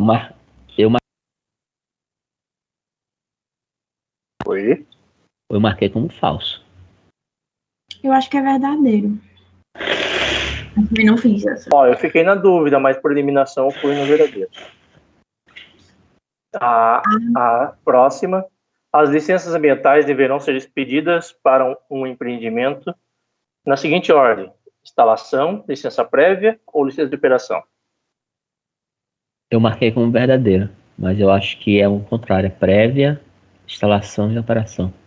Sim. Também fui nessa lógica aí. Prévia, instalação e operação. Eu fui na falsa. Falso. E a última, o prazo de validade da licença de operação é de 10 anos. Verdadeiro, que marquei. Lembro que eu vi essa questão, se não me engano, tem 2, 5 e 10. Tem que rever os anos, né? Porque cada tipo de licença tem um ano específico, né? Eu fui no verdadeiro. E o gabarito é letra... Ficou como? Verdadeiro, verdadeiro, verdadeiro, falso, verdadeiro, né? Não tem esse item. Ah, tá aqui, ó. Não, letra C. Ah, tá aqui. Pronto, certo. Então, só para ver os tempos de cada um. Será que mostra aí? Os anos. As especializadas, o órgão ambiental. O custo da análise para a licença ambiental deverá ser estabelecido por dispositivo legal, visando o ressarcimento pelo empreendedor das despesas realizadas, né? Ó, a ordem. Deixa eu ver aqui. Operação 10 anos. As licenças ambientais poderão ser expedidas isolada ou sucessivamente, de acordo com a natureza, características e fase do empreendimento ou atividade. Olha aí. Uma não necessariamente está linkada à outra. Não tem ordem entre elas. Não, tem um tempo de cada uma. Ali embaixo, por exemplo, já mostra que a licença de operação é de 10 anos, no máximo. Então, mas elas não são... É porque que ele está falando necessariamente que as a ordem, né? Devem ser expedidas necessariamente numa ordem, mas não. Se eu quero fazer uma instalação, eu tenho que pegar uma licença de instalação. Se eu quiser uma de licença prévia, eu tenho que pegar uma de licença prévia. Se eu quiser uma de operação, eu tenho que pegar uma de operação. Elas não estão linkadas entre si, entendeu? Elas podem ser expedidas isoladas ou sucessivamente. Isoladas ou sucessivamente. Ou sucessivamente seria nessa ordem: prévia, instalação e operação, né? Ou pode ser uma só. Não necessariamente.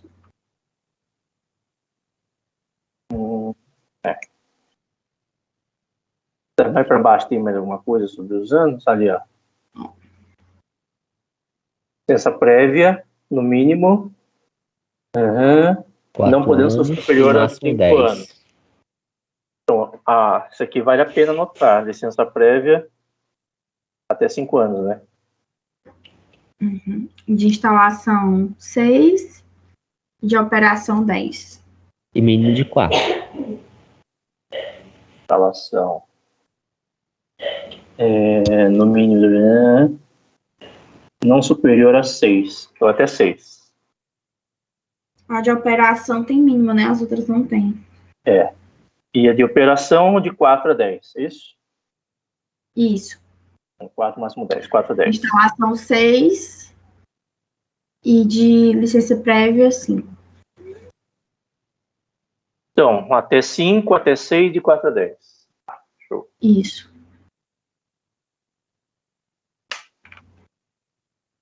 Próxima. Entre as atividades a seguir, assinale aquela que não está prevista no estudo de impacto ambiental. Qual vocês foram? Marquei C. Eu acho que é a Ana, não? É 19, né? Isso. Eu fui na C.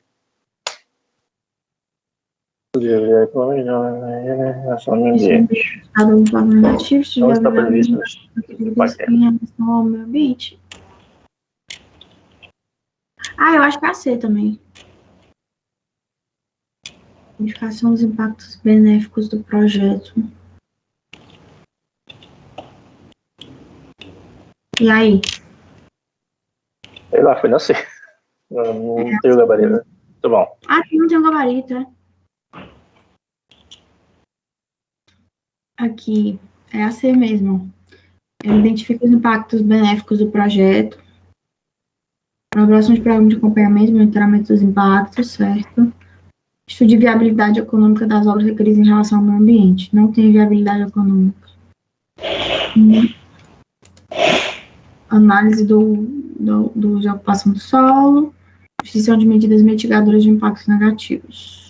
Entre elas, os equipamentos de controle e sistema de tratamento de espelhos, avaliando a eficiência de cada uma delas. Então, um estudo de viabilidade econômica para o meio ambiente não existe. No estudo de impacto ambiental. Das obras requeridas. Eu acho que a viabilidade econômica é com quem vai causar o impacto, né? Não com quem está estudando o impacto ambiental.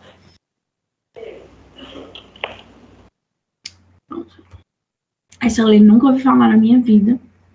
Também não. Mas eu marquei letra A. Pode ter Daí não é, eu não cheguei a pesquisar, mas será que não é Código Florestal? 605, deixa eu ver.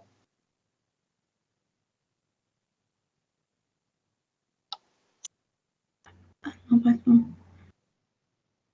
Marcaria C. Foi na D, 20D. Porque, como é um agente, né, ele não pode alegar desconhecimento nem baixo grau de instrução.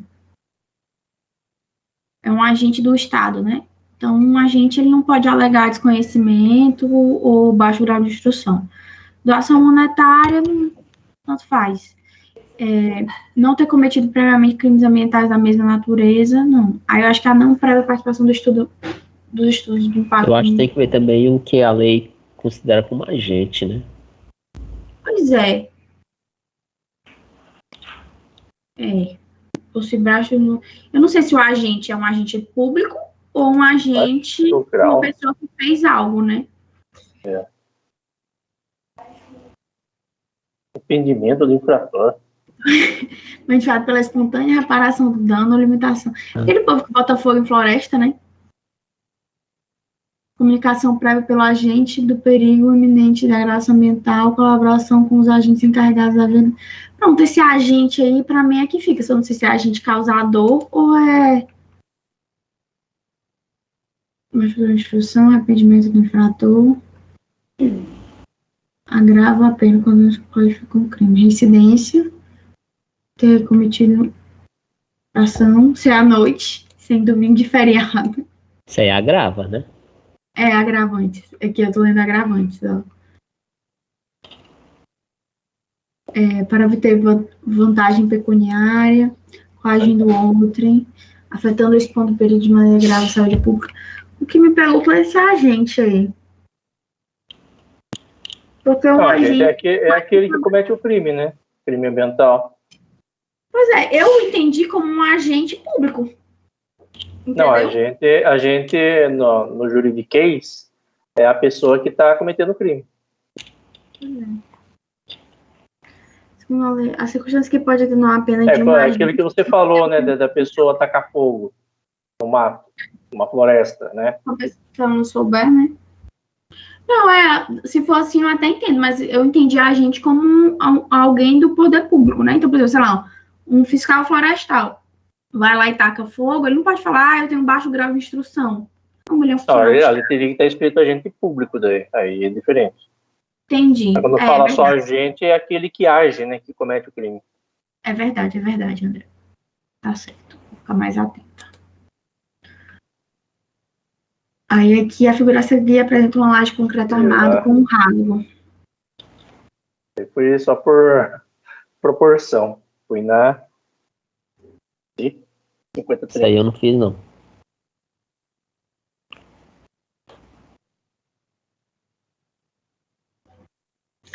Aquele que você bota o dedinho assim, né? Eu marcaria 6.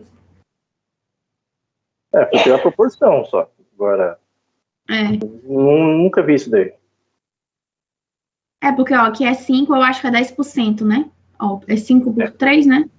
A botaria é 10%. Daí não precisa de reforço de armadura, né? Menina, eu me imagino claramente na hora da prova fazendo assim, botando o dedinho pra contar. Se isso é 5 metros, qual é o tamanho de ar? Ai, marcar 6, mas não sei. Olha aí, ó. Aí, ó. De verdade. O dedinho salvando. O Edivaldo não confiou. Não confio no dedinho, não. Não. Ó, tá mandando anular. Anulada? Não, ele não foi anulada, mas o professor tá mandando anular. Por quê? Vamos descobrir agora. Ele estudou bem 18 inteira e não lembro Um disso. 10 como é novão. Ah, eu lembro disso. Então era para ser 30 por 30. Porque é do menorvão. Um décimo. Ó, seria 30 por 30, né?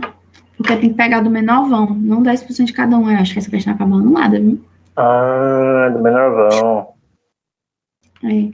Mas assim, na hora da prova, né, dava pra responder, mas ela devia ser um quadrado, né?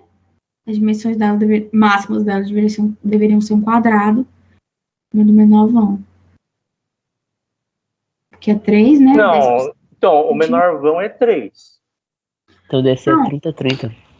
E um décimo é o máximo 30, né? De lado do retângulo. Isso. Ou um quadrado, né? Seria um quadrado de 30 por 30, o máximo, Então, né? 50 não seria permitido. Isso. E aqui não tem nenhuma questão que seria menor, assim. Bom, não foi eliminado ainda. Então, será que eles vão anular essa questão? Olha, FGV, né? Foi esse ano essa prova? Foi, né? Foi. Foi agora. Faz tipo um mês, ela. Acho que nem tudo isso, talvez. Acho que faz um mês. A figura a seguir apresenta parte da instalação hidrossanitária de uma residência unifamiliar com um pavimento. Ela lavatório, chuveiro. Tu fez, André? Eu fiz. Eu nem sequer usei essas tabelas, fui só por Não uso. dedução, porque só. sanitária é no mínimo 100. E essa 100, outra tubulação é coluna de ventilação. Então é D ou E. Eu fui na E. Letra E que eu marquei. Nessa instalação, supondo que o ramal de descarga do vaso sanitário não pode ser reduzido, os diâmetros de tubulação X e Y são dados. Qual é a XY? X é a coluna de ventilação. Pô, é a rede de ventilação, não é a coluna. É a rede de ventilação. E esse Y aqui é o do vaso. Sanitário, né? Então, 100 Y. E aí, X é 40, né? Eu marquei como letra E, 40. Pra mim, coluna de ventilação era 30, mas não tenho certeza. Faz muito tempo que eu não sei nada de hidráulica. 40, né? Que vocês acham que é? É pura dedução. O vaso já joga no 100, né? O ramal de esgoto do vaso 100.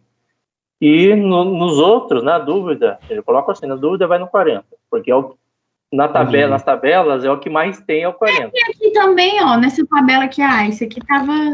eu que não sei. Agora, eu tentei usar essa tabela aí e não bateu. Não, acho que a tabela é só pra encher linguiça no enunciado, sabe? Pra olhar aqui, no 30 não tem, né? Então a gente já sabe que não ia ser 30. Então, eu sei que tem uma outra tabela que está associado já ao 6, o HC, com o 100 milímetros, que é do vaso, né? Sim. Seria o 12 com 125 e o 15 com 150. Não engano, é isso. Ou é 10 com 125? 10, 125 e 15, 150. Sim. Tem um monte de tabela. Mas na dúvida é 40. Eu acho que 30, não sei, Divaldo, não sei se você se lembra de alguma coisa menor que 40 que a gente viu. Não, acho que não tem, não. Não lembro de nada menor, nem de ventilação. O menor que tem é o de ventilação, né? Eu sei disso, porque o menor que tem é o de ventilação. O mínimo que eu lembro é de 40. Até comercialmente, André, a menor bitola de tubo, você acha é 40. Água não, água você acha, né? O de 20, 25, 32, e aí sobe. Mas esgoto é a partir de 40, 50, 75, 100, 150, 200. Sim. Essa questão eu marquei letra D. Eu acho que eu errei. Eu acho, puxei na memória, eu acho que é 3 retornos. Não, perdão, eu marquei C, 1 fase e 2 retornos. Ele quer no tubo X, né? Fui na A. Adequadamente necessário colher tudo. Para que o centro de luz pertencente ao circuito 3, deixa eu abrir isso aqui, que eu não tô enxergando nada. Então, eu fui na A porque eu lembro de alguma coisa que tinha 3 retornos somente, né? E tinha um paralelo. É um three-way aí, né? Não, é um paralelo, né? O H. Acho que tem que ter pelo menos 2 retornos, não tem que ter fase nenhuma. Então, pela lógica de cima dos paralelos, né? O de cima é retorno, de baixo é retorno, e o do meio, um é fase e o outro seria o neutro, mas a gente chama de retorno, né? Que eu lembro que o Júnior falou. Então, para mim, a lógica são 3 retornos. E não vai ter um neutro no meio. Não precisa de neutro, né? Não precisa de neutro. Precisa do então, retorno. o do meio seria o neutro, a continuação da fase. Mas é chamado de retorno também. Pelo que eu lembro que o Júnior falou. E que eu tinha visto também 3 retornos em alguma planta. Eu espero ter acertado. Não, André. Neutro e retorno são coisas diferentes.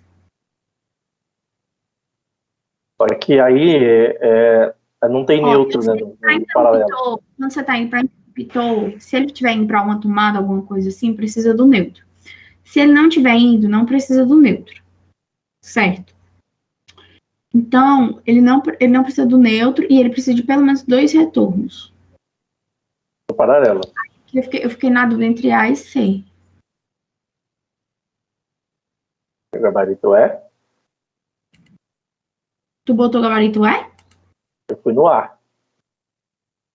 Pois é, eu tô na dúvida entre A e AC, porque eu sei que D e E não é, porque não tem nenhum, não precisa de fio neutro. Porque já tem um neutro aqui, interno, tem aqui, não preciso. Então, 3 retornos, né? Então, acho que pronto, acertou. Yes! Olha, puxei na memória, hein?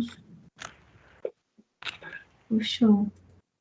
Eu lembrei que o Júnior tinha falado isso, né? Que não tem neutro no paralelo, seriam só retorno, né? Sim. Seria retorno em cima, retorno embaixo e retorno no meio também, né? Como assim? Serão 3 retornos. Porque aqui ele tá chegando fase. Aí aqui tá indo um fase, 2 retornos. Aí para vir para cá ficariam 3, né? E não precisa vir um fase, porque já tem aqui. Não, era para ter um fase, não era não? Tem não, gente. Elétrica para mim. Então já tem a fase. Ele está em um Onde dos. Que tá a fase aqui, ele está em um interruptor. Aqui, né? Cadê a fase? Ele está no interruptor de cima. O paralelo de cima. Tem uma fase. E retorno. E no de baixo não precisa ter fase. A continuação da fase seria o neutro, mas aqui tudo é retorno. Seria o do meio, né? Pelo desenho. Deixa eu ver se eu pego um desenho aqui.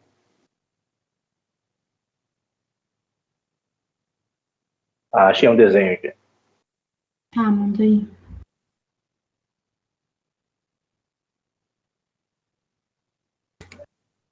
Vou mandar aqui no chat.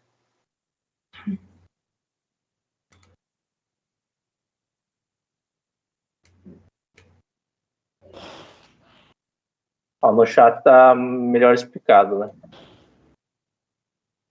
Ó, neutro, fase. Depois eu dou uma olhadinha melhor. O do meio seria, a continuação da fase seria o neutro, mas não tem neutro, é retorno. É tudo retorno. Certo. Eu lembro que eu já fiz uma questão antes e eu achei que era que era neutro, aí eu errei. Agora, fiquei mais esperto. Pois é porque eu sei que o interruptor não tem neutro. Não tem neutro nem terra. Ele só tem fase e... É verdade. É que o neutro, ele é ligado na lâmpada, né? Liga o neutro na lâmpada, daí... Realmente. Daí, que eu coloquei assim, a continuação do neutro é o retorno. Que daí a lâmpada liga o interruptor com o retorno. Entendi. Tá certo. Vamos...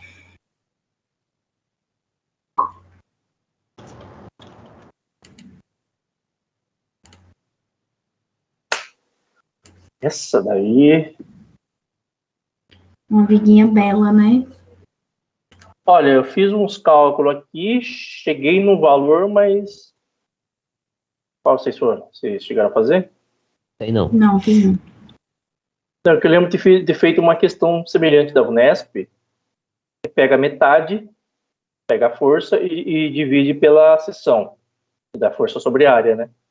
Aí acharia a pressão e a tensão.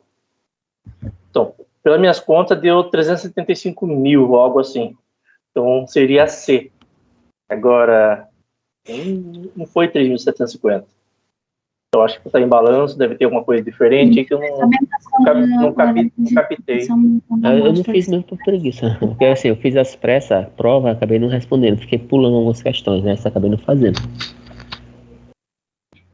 Sim, deixa eu ver se essa não tem eu acho que resolução. o fato de ter balanço que eu não cheguei no valor exato. Então, não sei se eu fiz a conta certa, mas seria mais ou menos isso. 4. Foi da C. Vezes 5, 20. Tensão normal, máxima de flexão, né? Ele dá uma levantada aqui e ficaria por aqui, ó. Ficaria tipo assim, né? As árvores de Natal. Aí esse aqui ficava o vão máximo no 4. Antes, na hora que eu ia pra lá, ele ia. O pai dele podia chamar ele de mim. Agora, só contar. Dividindo aqui. Tu não fez, né, André? Eu posso tentar fazer depois. Deu qual o gabarito? Não vi o gabarito ainda. Será que ia ser? Não é. Aí. Então, eu acho que o balanço que me atrapalhou. Se não fosse em balanço, eu acho que dava certo a minha conta. Tem comentário, ela? Não, tem não.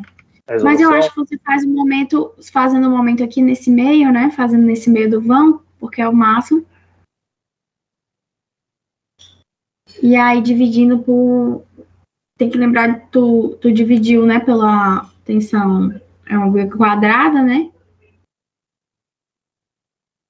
Então, vamos supor que não tenha o balanço. Eu lembro de uma questão semelhante. Daí pegaria metade da viga, tirando o balanço. Pegaria metade da viga e ver qual é a carga nessa metade, que é distribuída. É 5 vezes 2, né? Que é 4. Mas o balanço ele não vai te interferir aqui se tu soubesse o valor, André. O balanço não vai interferir se tu soubesse o valor aqui, ó. É 5 vezes 6, 30, né? 5 vezes 6, 30, aqui ficou 15 quilonewtons. 15 quilômetros para cá, 15 quilômetros para cá. 3 vezes 5, 15, vezes 1,5. Deixa eu fazer aqui.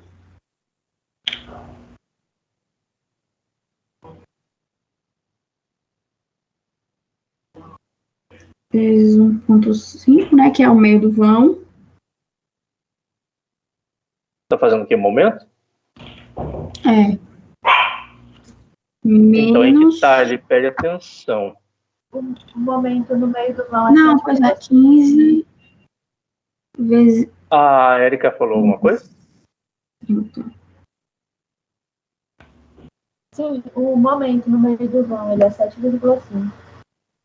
7,5? 7,5? Ficou 7,5, né? Negativo. Não, ficou positivo. 7,5 no meio. Aí dividido por positivo. Aí dividido por 0,2, dividido por 0,2, que é a tensão. Não sei por que deu isso, não. Então, daí, para achar tensão é força sobre área. Seria quilonewton dividido por metro quadrado. Não é força sobre área. Eu sei qual é a fórmula. É menos M vezes Y sobre a inércia. Você sabe? Ixi, aí eu não lembro. É por isso. É 7,5. Eu posso mandar depois para vocês. Fica 7,5, que é o meio do vão, fica 10 centímetros, vezes 0,1. Aí é calculando a inércia, né? Fica...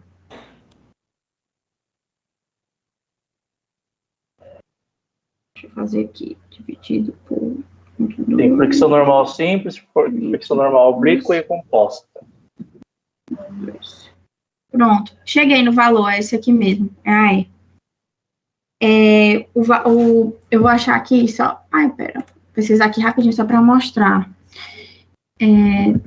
Tensão de flexão. Essa fórmula aqui,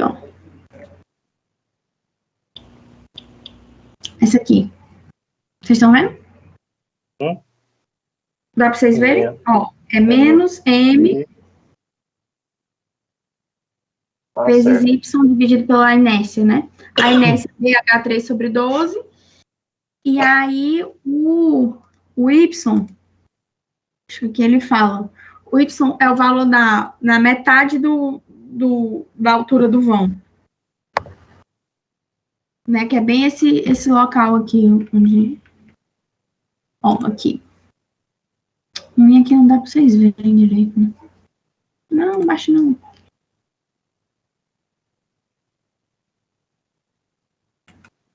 É um jeito de abrir essa imagem. O MY não é o momento?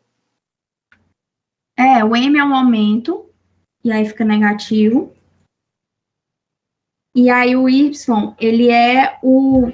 Imagina a seção transversal da viga. Ele pega bem na metade da seção transversal. Então, é um momento no meio, né? Isso.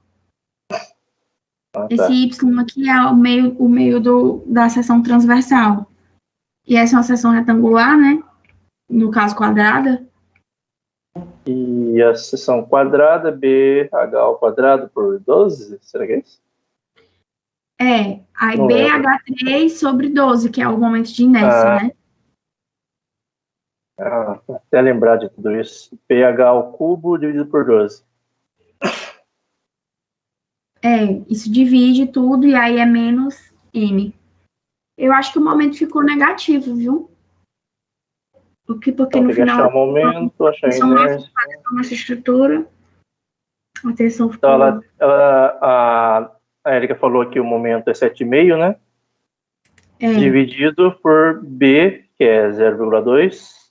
H3. 0,2 ao cubo, né? Tudo isso por 12 embaixo. E vai dar o resultado, isso? Isso. Dá esse aqui. Eu fiz na calculadora aqui da UTE mesmo. Certo. Tem que lembrar disso daí, que eu não lembrei. Estágio de tensões planas de um elemento. Estrutura definida por terceiros normal 120. Isso 60 e tensão cisariante 40. Nesse elemento, a tensão máxima cisariante vale. Cara, isso faz tanto tempo que eu vi. Isso é bem facinho. É aquele cálculo de mol, né?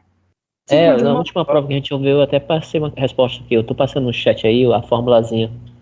Ele fala que a tensão cisalhante máxima, que vai ser igual ao raio do círculo, vai ser a soma das tensões x, y, né? Dividido por 2 ao quadrado, mais a tensão x, y, cisalhante x, y ao quadrado também. Faz um círculozinho de mol, né? Nem precisa, é só usar a fórmula direto. É porque fica um triângulo retângulo com o círculo de mol. Sim. Nunca vi. Já ouvi falar, mas nunca estudei. André, se tu olhar, eu mandei no grupo uma resolução de uma questão semelhante na última prova que a gente resolveu. Tu mandou nesse grupo aqui ou no grupo do Aí você me apertou agora. Foi nesse? Eu até calculei ter todas as condições para poder fazer o desenho do círculo, apesar que a questão pedia só as tensões máximas, as tensões principais, né? Eu acabei calculando todos os itens para calcular o desenho do círculo. Que as fórmulas são o seguinte, para o círculo de mol. Calcular a tensão, a sigma médio, que vai ser a média entre x e y. Sigma x, sigma y. Depois a gente calcula o raio. O raio, que é a tensão máxima cisalhante, que é essa formuleta aí que eu passei para vocês. Aí as tensões principais, sigma 1 vai ser a média mais o raio, e a sigma 2 vai ser a média menos o raio. Aqui ele está pedindo só a cisalhante máxima. Sim.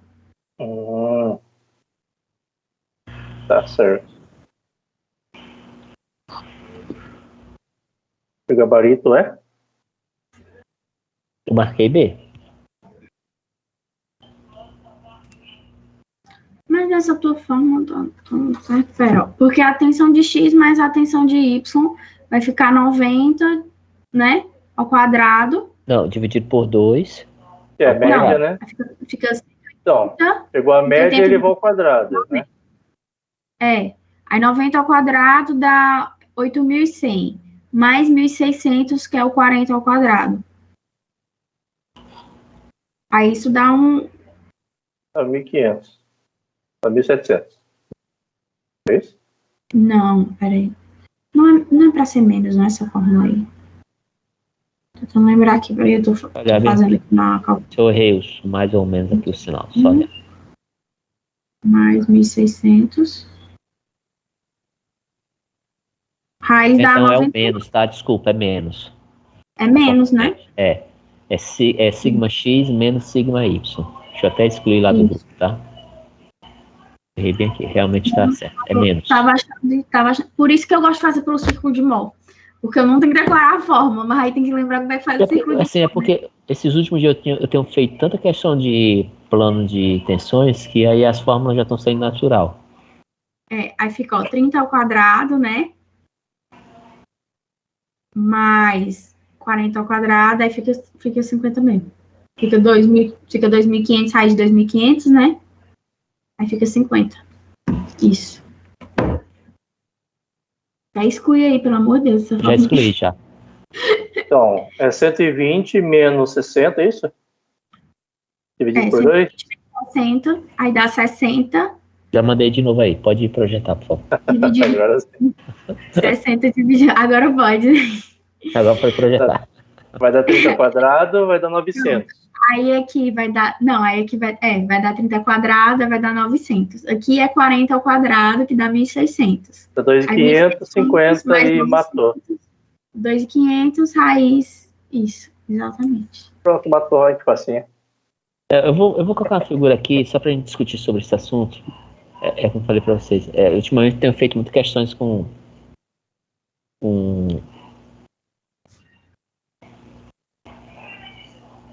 fórmula? Que é do plano de tensões, né? Aí.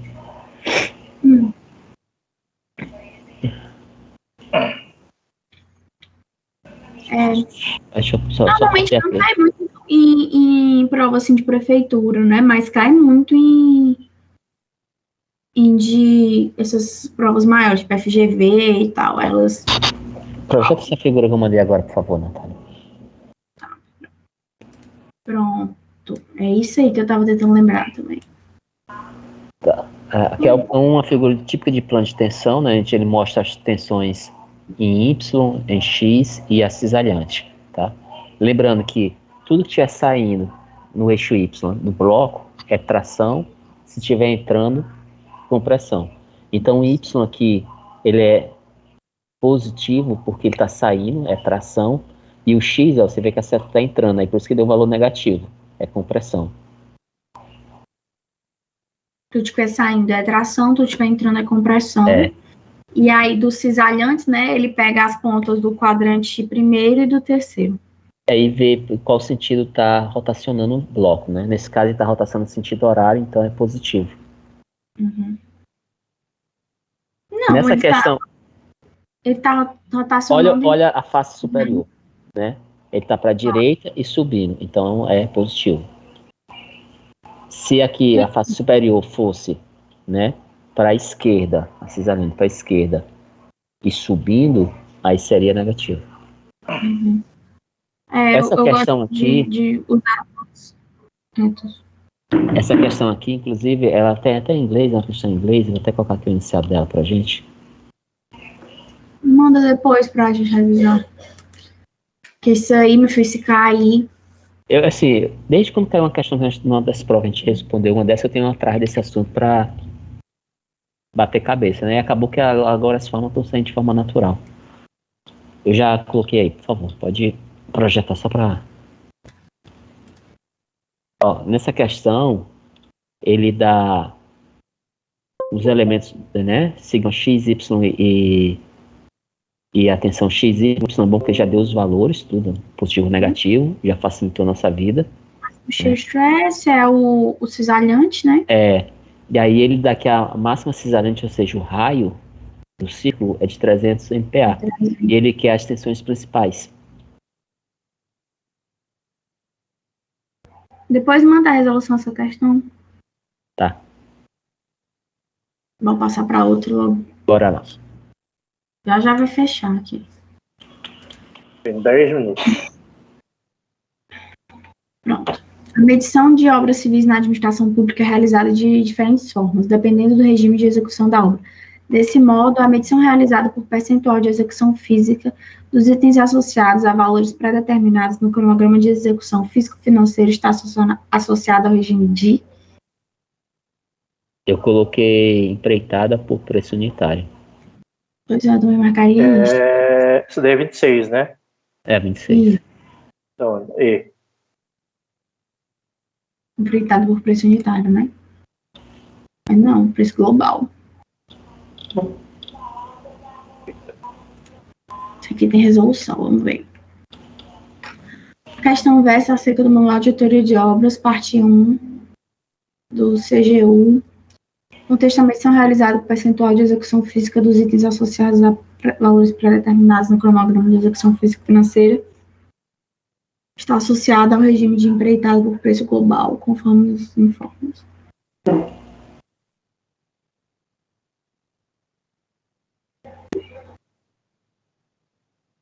Por preço global, a medição é normalmente por percentual de execução física dos... É verdade, faz sentido. Empreitada por preço unitário, são realizadas semanalmente ou diariamente medições para ter um controle mensal. A cada item de preço unitário é avaliado em quantidades efetivas realizadas, ou seja, o pagamento dos serviços é feito por verificação das quantidades efetivamente executadas, multiplicadas pelos seus respectivos preços unitários previstos na planilha de controle. Tarefa. Cada tarefa tem um valor determinado e sempre que for realizada uma tarefa na sua totalidade, normalmente independente do prazo, apesar do prazo físico estar determinado para cada tarefa, somente após a conclusão da tarefa é feita a medição e realizado o pagamento. E essa aqui tem esses três tipos: empreitado por preço global, empreitado por preço unitário e tarefa.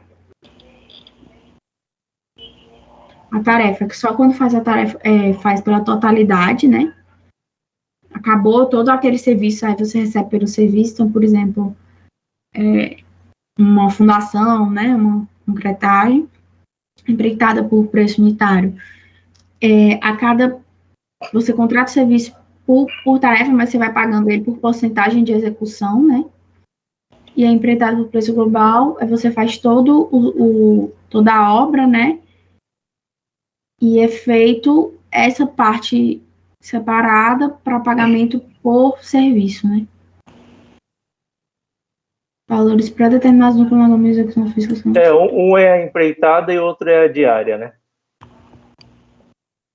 Basicamente quase isso.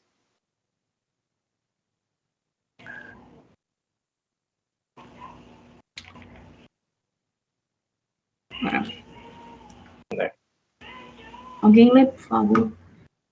Consegue? A próxima, então, a seguir apresenta a atividade específica da fiscalização da construção. Nesse projeto concreto armado, né? Exceto uma está errada. Eu marquei B. B de bola? É. Caso de completar aparente, apresentar a contratada o plano de juntas desejado quando não indicado diretamente no projeto de arquitetura. Essa não é válida. A fiscalização? Eu acho que não é a fiscalização que deve apresentar o plano de junta, não. Tem que vir no projeto estrutural. Eu fui na B também. Porque só está da contratado o plano de desmembramento. Beleza, eu concordo. Acompanhar a execução de concretagem. Concordo com os outros termos. Não permitir a posição de qualquer tipo de instalação, canalização, que ele fala que seja diferente ao projeto, não que não esteja com autorização bacana. Controlar com auxílio do laboratório resistente de concreto utilizado, que é acompanhar ensaios do laboratório, beleza. Agora, fornecer a contratada um plano de junta, acho que não.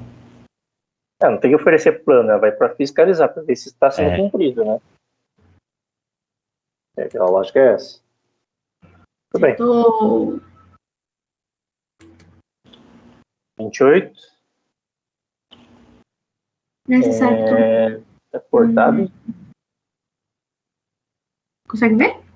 A contrato da administração está cortado para mim. A imagem. Vai. Que está aparecendo?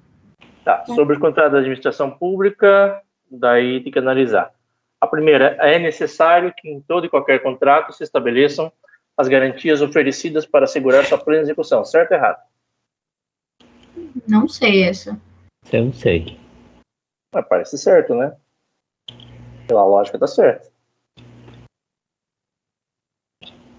Que todo contrato tem que ter garantias oferecidas para assegurar sua plena execução. Não sei. Para mim tá certo. A2. A2 eu acho que tá certo. Na verdade, quando eles falam em todo e qualquer contrato, eu acredito que aí tá pegadinha, né? Pois é, toda vez que em todo e qualquer contrato eu fico Aí você procura na sua cabeça a exceção, né? Alex, não vi muita pegadinha nas questões de hoje. Então, para mim tá certo. Vamos ver depois. A2. Do contrato deve constar o preço, as condições de pagamento, critérios, database, periodicidade, do reajustamento de preços, critérios de atualização monetária, entre a data de implemento das obrigações e a do efetivo pagamento. Certo ou errado? Aqui é verdadeiro. Aí é o que é verdadeiro. adimplemento, vocês sabem? Eu acho que é o contrário do inadimplemento. Inadimplemento é que não paga, adimplemento é o que paga, deve ser isso. Na verdade, se essa tiver certa, ou a gente já elimina várias da 1, né? Se for pensar ali, né? Só fica 1, 2, 3, né? Se for botar junto, né? Uhum. E a última, é necessário estabelecer a legislação aplicável à execução do contrato, especialmente os casos omissos? A 3 eu botaria como verdadeira. É a única que eu Então seria D ou E, né? Eu fui na E. Na D. Eu na D. O gabarito é? Qual eu boto? Tadã! Eu vou botar a 3 e 1, vai. Ou é a D. É D. É a D. Acertamos. Então, 2 e 3. qual que é o erro A primeira da tá errada, ó. A primeira tá errada. Onde que tá errada é a primeira. Qual que será que é o erro da primeira? Todo em qualquer contrato. Não dá pra confiar nesse negócio todo e qualquer. Incorreto. A exigência de garantia é uma faculdade da autoridade competente e não a obrigatoriedade. Tá. Critério de autoridade. Mesmo laudo na 14, 113, 133. Poderá ser exigida, no momento da apresentação da proposta, a comprovação do recolhimento de quantia a título de garantia da proposta como requisito. Poderá ser exigida, né? Não é uma norma. Na questão, ele pergunta o quê? Ele fala que todo e qualquer contrato precisa ter garantia. Mas não. Esse é o Olha erro. isso, Então, qualquer... faltam duas. Vai acabar já. Do contrato devem constar o preço, condições de pagamentos, critério de data base, periodicidade de arrendamento. Correto. Essa é uma cláusula necessária em todo contrato administrativos. Certo. Ou na 29, porque vai fechar. Ai, meu Deus. Tô pressão. 29. 2 minutos. A escada deve ter uma 29. verdadeira. Sobre a escada. Largura mínima de 80 centímetros. Degraus máximo de 20. E patamar no máximo 2 metros de altura. Qual vocês foram? Eu marcaria. É verdadeiro. Não. A escada não seria 0,6? É 0,8? Não, mas essa é NR18, isso é de escada coletiva, né? No máximo 20 centímetros, eu tô pensando. É verdadeira. É verdadeiro, então é A. Fui na B. Não. É verdadeiro, e essa aqui é falso. Deve um patamar intermediário.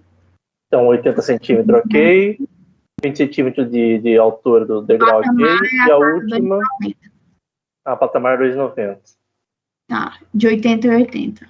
Bom, próximo, a última. Qual é a alternativa? C. C. E a última é... Falta 1 minuto. Não vai dar tempo, tem que...